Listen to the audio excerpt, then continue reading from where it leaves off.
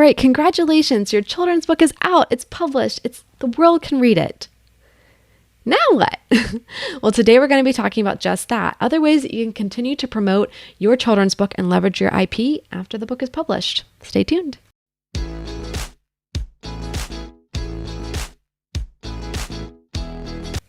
Hi, I'm MK Williams. I'm an author and independent publisher. I love sharing my insights about all things self-publishing with you. Before I get into the details of today's video, don't forget to hit subscribe. That way you can be here every week as I release new videos on self-publishing, making a career to being an author, and now being a mompreneur.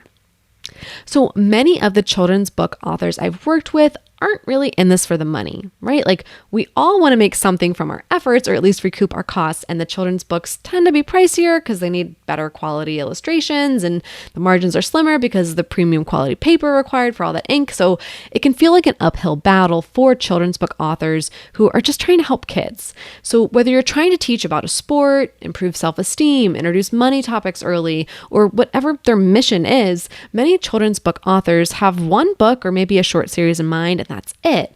But then once these books are out, it's kind of like, well, then what? What do I do to keep promoting these and always needing something to say to market and promote? For these authors, I put together some really great options that I want to go over with you today based on what I know other authors are doing, authors that I've worked with, authors that I've connected with. And so hopefully this can help you as you are looking to find different ways to leverage your IP that you've created with your children's book, okay? So the first option would be to add a coloring book. So Nicholas is a member of this channel. His books in the Curly Crow series, and I'll have a link below so you can check those out, are available for pre-order, but they're also available as coloring books. So he's going to be growing this book series that his mother began before she passed. So he has a real heart mission behind what he's doing. And since he has the illustrations already, and kids like to color, he asked his illustrator to provide additional coloring book files.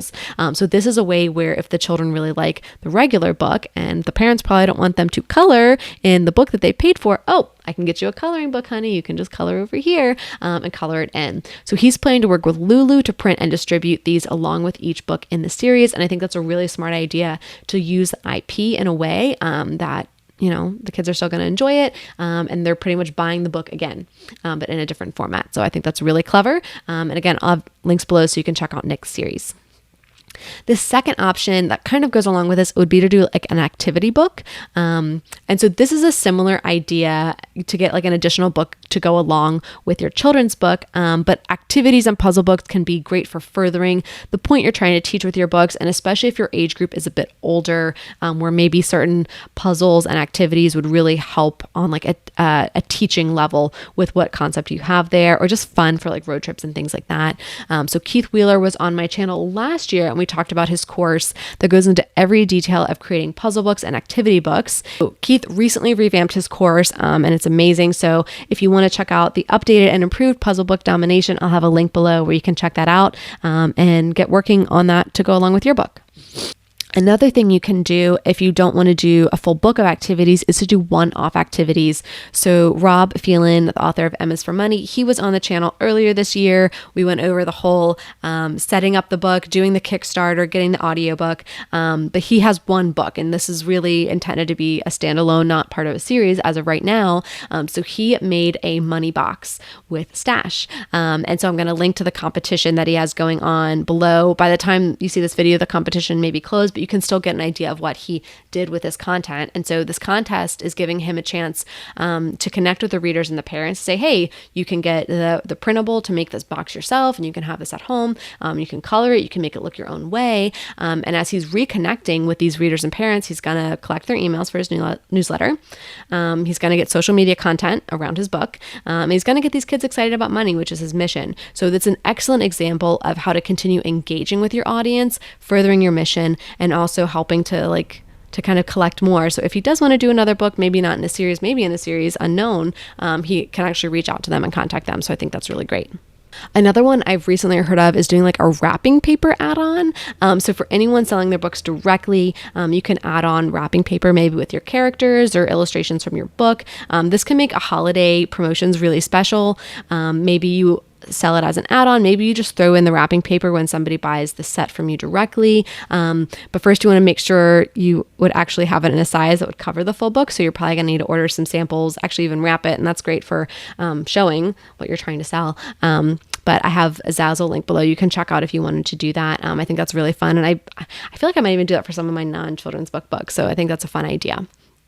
Now, the fifth one I'm going to talk about is like doing toys or plushies. And I've actually heard more people talk about this than any other like add-on thing for children's books. And I find that interesting because, to be honest, I think this would be the most difficult to execute on. As a self-published author, you are doing so much already to learn self-publishing and like learn the publishing business. To kind of learn a whole nother industry would be a lot.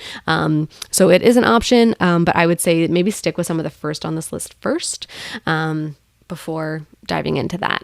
Now, a few things I do think you should keep in mind before you dive into any of these is you're going to want to go back to the book you published earlier this year or last year, even earlier, and check the agreement that you signed with your illustrator.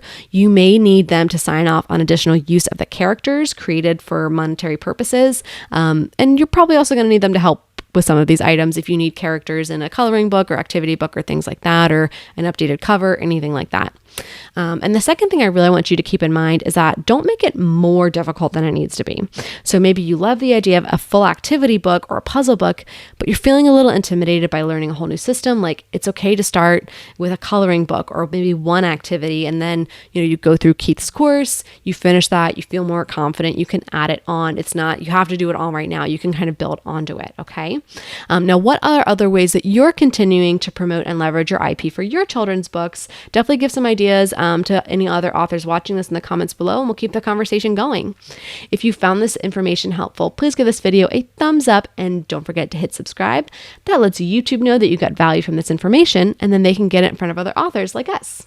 Now you can get back to writing your book. Hey, thank you so much for watching this video. I hope you found it helpful. And before you head off elsewhere in YouTube to watch more videos, whether on my channel or another channel, I did want to let you know that you can support this channel and get more information that can make a really positive impact on your author career by joining the channel membership that I have right here on YouTube for this channel. So what I'm going to be doing is providing additional videos each month. They're going to be really like a mastermind deep dive on a specific topic to help your author business. And you can just head to the homepage for this channel, as you can see here, and click join. Boom. And you can see that there's multiple options. There's a tier each month where it's really to make you feel good about supporting the channel. You get some custom badges for your comments. But the one you'll probably really want is the ambitious author tier, where you're going to be getting some members only videos once a month that I mentioned. So I would really be excited if you join the membership and we can work on our author businesses together this year. So hope to see you chatting and joining in with those videos.